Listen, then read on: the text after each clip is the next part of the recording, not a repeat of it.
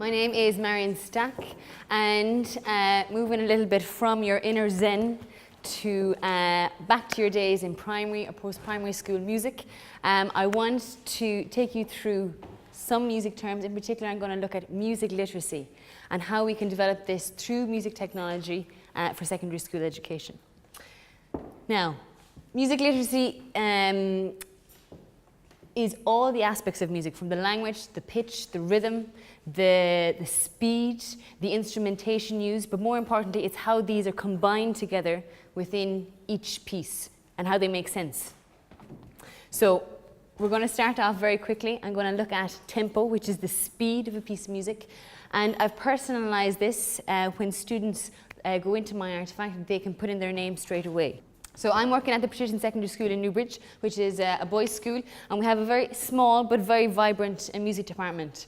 And students can come in first year and take up music, but they can also take it up in second year, and they can also take it up in fifth year for the very first time.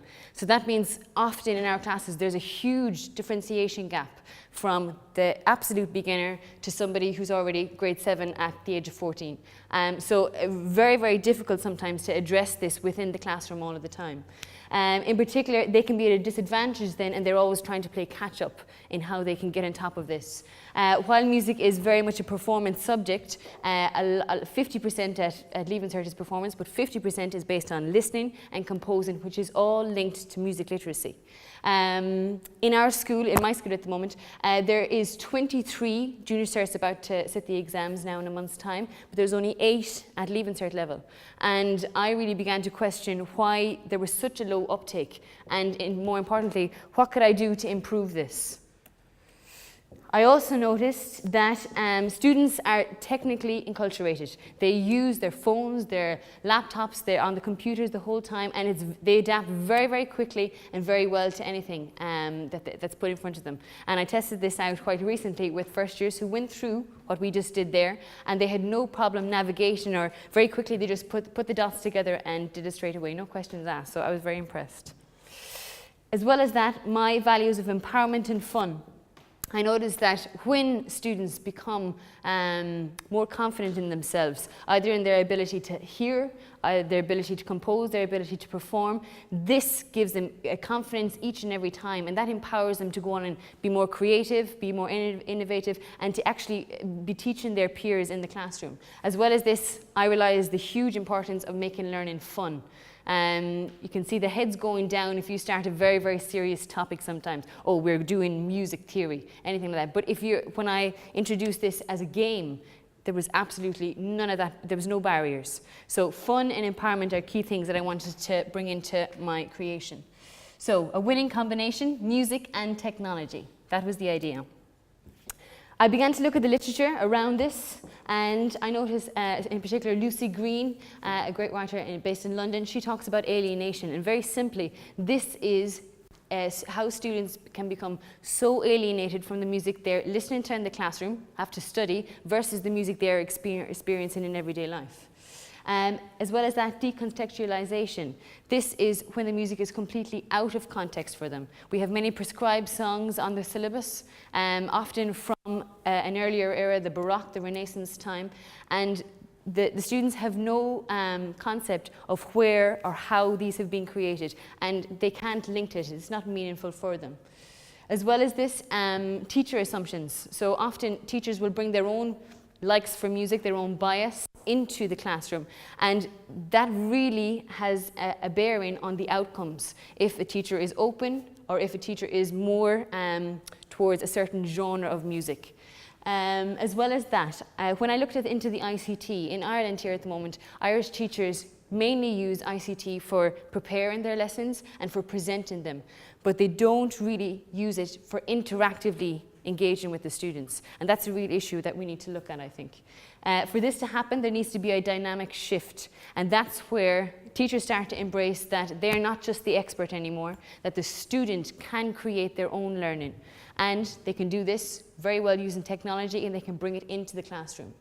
This, in one area, can be used, gaming can be used to do this. And that is what we experienced there at the start. But that breaks down the barrier and engages students, which is the main thing that I wanted to do, fun and engagement. The benefits of this affect them for oral development.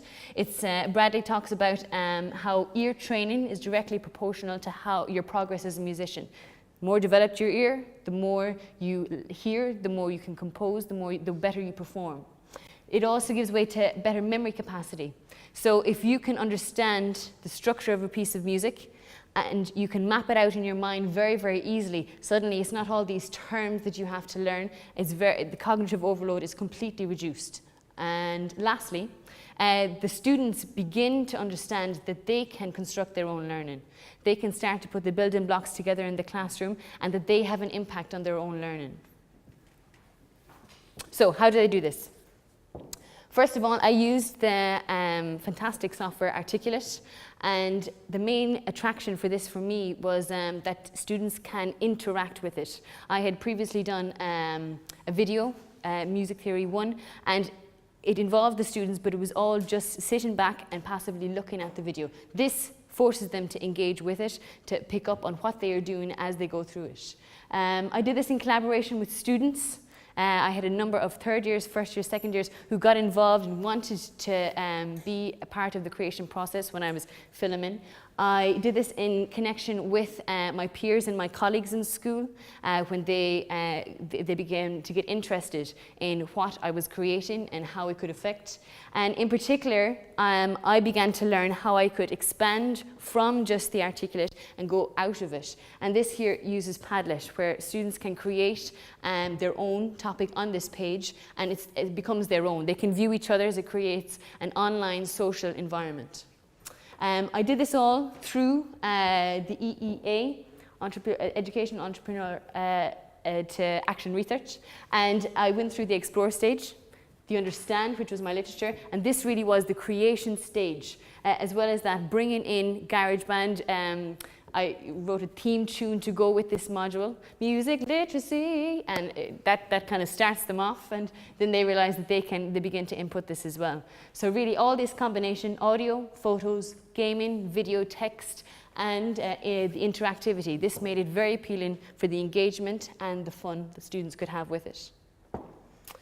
I collected data through the photos that I took of students interacting. From the artifact itself, it needed a lot of iterations that I got through social validation group. They gave me important hints on how I could navigate through it better, little tips I could put there for the students.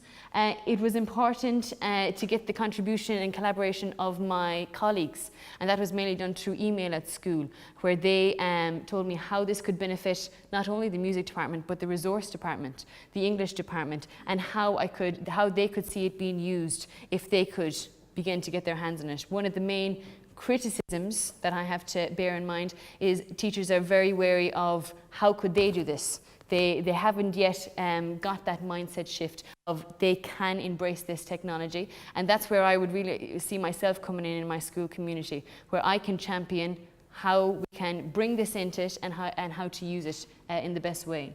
As well as that, lastly, I used a questionnaire of feedbacks with my students, and I asked them how they found the technology and how they saw it applicable to music, the subject of music, and across music subject areas. So the transformation. These are some comments from the students when I got their feedback. They did this tempo module and another one in rhythm notation. I thought they were interesting. I think it was better than sitting in class. I learned a lot more. It was savage, miss, and awesome. And with the number of students I have in my class, even I can nearly see the characters coming through in the way they express themselves. So do you think the modules would be fun to learn music literacy? It was a resounding yes, absolutely. They really, really enjoyed it. And the fact that it was something that's now being tested in their house exams next week, and they got to do it through a game, really, really appealed to them. Personally, I'm very young in my school. I'm only there 2 years, but I can already see the impact that I can bring to the school, and in particular how I can improve it digitally. I now see myself, I've always seen myself as being a creative person, but now digitally creative has been a big step. And I can see how my confidence can impact others within my music department, but also across the school community. There's been a little a buzz recently around this because we're now trying to decide on our whole school evaluation aim for next year. And after submitting a proposal to my principal, it's been confirmed that they're going to consider making it a digital e-learning whole strand for next year. So that's really exciting, and that's one where I would be able to champion and really get involved. So finally, on a national scale at the moment, the National Council for Curriculum and Assessment, the NCCA, they are helping to develop the Junior Cert new junior cycle, and this has already begun. I've already taken part in questionnaires where they are beginning to understand what is wrong with the current syllabus and how it can be improved.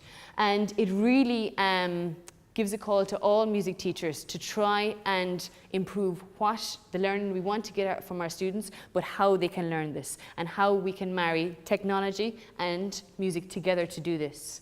This will be available in 2018, but already in 2017 it'll come out and teachers will be able to engage in it. And lastly, it wouldn't have been possible without the participation of my students, my colleagues, my classmates here, my peers, and my supervisor. And all this together really helped to bring the artifact and the whole creation process together. So thank you very much.